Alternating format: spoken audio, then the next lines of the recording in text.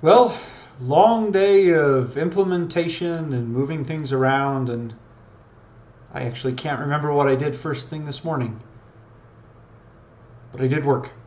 Um, so I'm working on the date editor, trying to get everything pulled apart correctly and to make editors um, easier to create. So I went ahead and implemented the last of the couple details. You can go delete. You notice I don't zero anything out. I don't want to mess with the form. You can go ahead and save, which creates it. You'll notice down here I'm logging through the mock SDK exactly what I'm making. Let's see, there's let's do 1900 or something like that. Get save. You notice we do a put. Things are coming back correctly. Oh, ha! That's right, I have this in a mode where when I delete and then create a new one and then save a modification of that new one, I actually hang it on purpose. Let's see, I'll show you so conclusion, birth,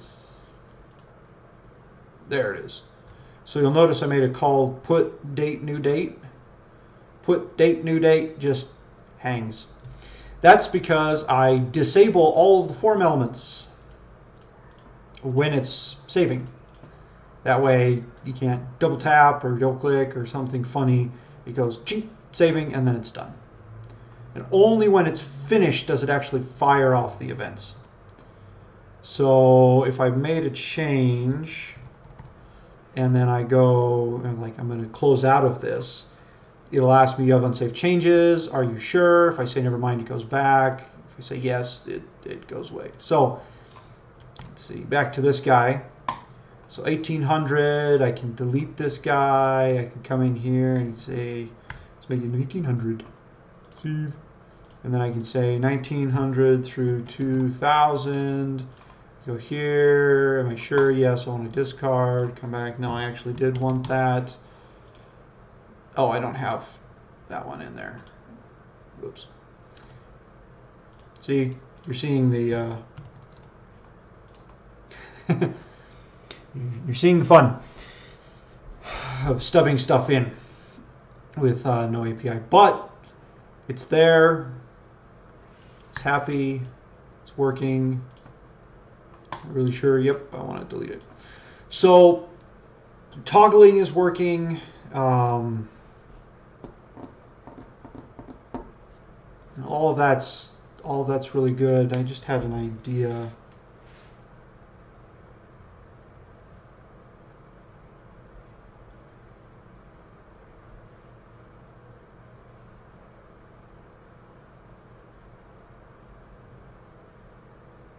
What I'm going to do is on this element, on the view, you notice it blanks itself out completely. What I want to do instead is when I initialize this view, right there, the date view, I want to be able to go placeholder. And then I want that to show up right there, if there's nothing else there. So I'll have to do that, but that'll be nice. Be able to toggle that out. So I'll mess with that. See what happens there. Okay, fix that. So that's what I worked on the majority of the day. I split stuff out pretty nicely. So this is all that's required to do the date editor besides the basic functionality.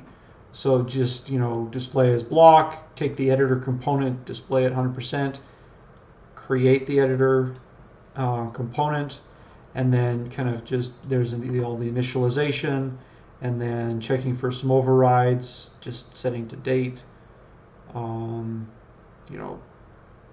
set the response, set the value correctly.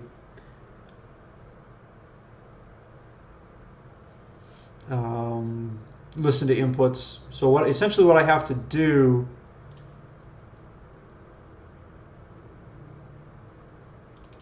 is keep track of what, I don't know why I'm keeping track of this value. Oh yeah, I'm keeping track of that value. I'm lockstepping these.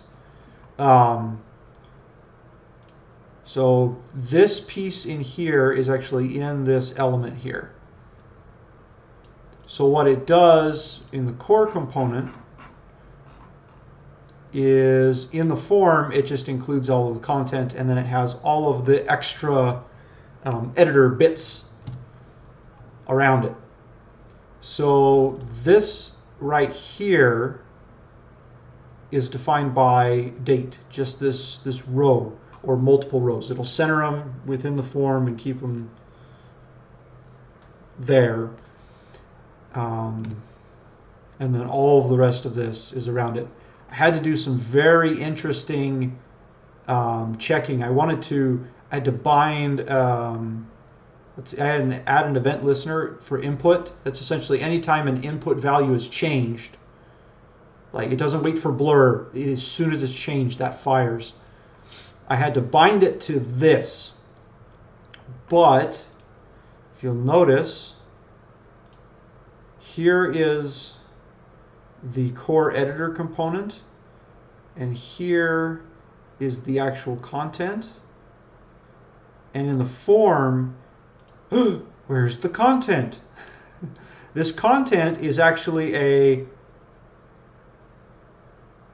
not a nibbling, but the other way. It's like the parent's sibling. It's like an uncle. So it's right here. So what I had to do is I can grab, when it inserts things into the DOM in a shadow element, it adds it as children, and it essentially just says, okay, it's kind of like a weird pointer situation. It says, okay, whatever's over here, go ahead and render right here, but it actually lives over there in the DOM. So you can't actually do a query selector on yourself and get stuff in here. You actually can't get this content via a query selector. You can't do it. So what you have to do instead is you have to ask for your children for your particular element, and that will actually give you everything you need. And then from the children, you can loop through your children and you can get this content. So the content is still a child, but it's not in the DOM tree. It's kind of really funky, which was that was interesting to fill out, but to figure out. But now,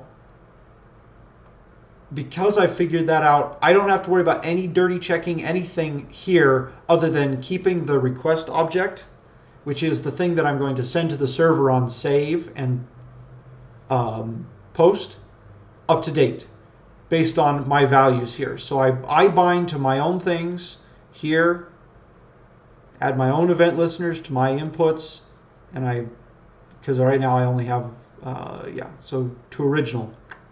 Original date gets bound to request.original, and I initialize it here, and that's it.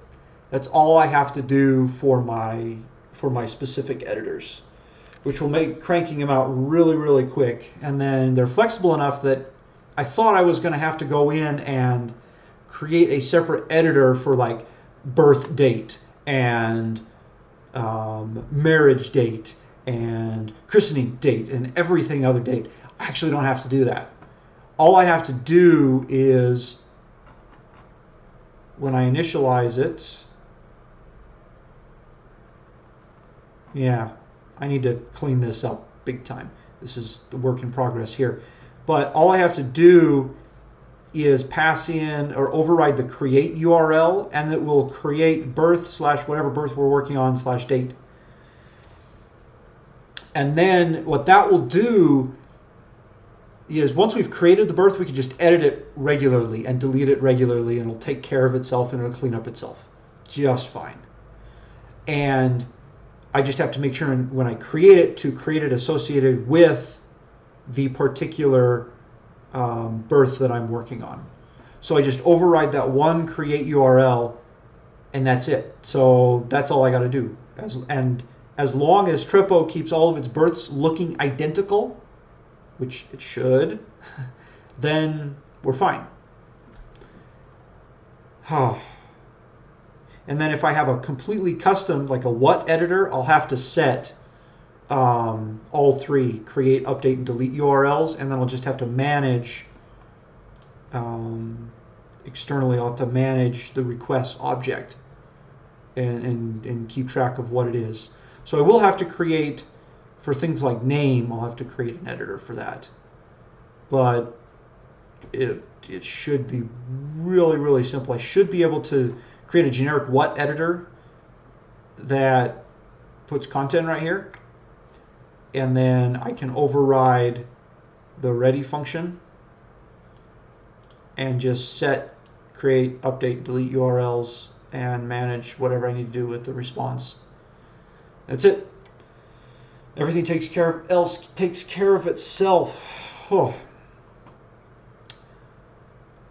And I'm so glad I'm going to be done with this. I'm going to go back and do some hardcore Java work and not worry about all of this crazy UI stuff that's happening in a while, but not quite yet. Getting close. Well, hope you followed all that, and sorry if you didn't. But if you didn't, why are you still here? Take care.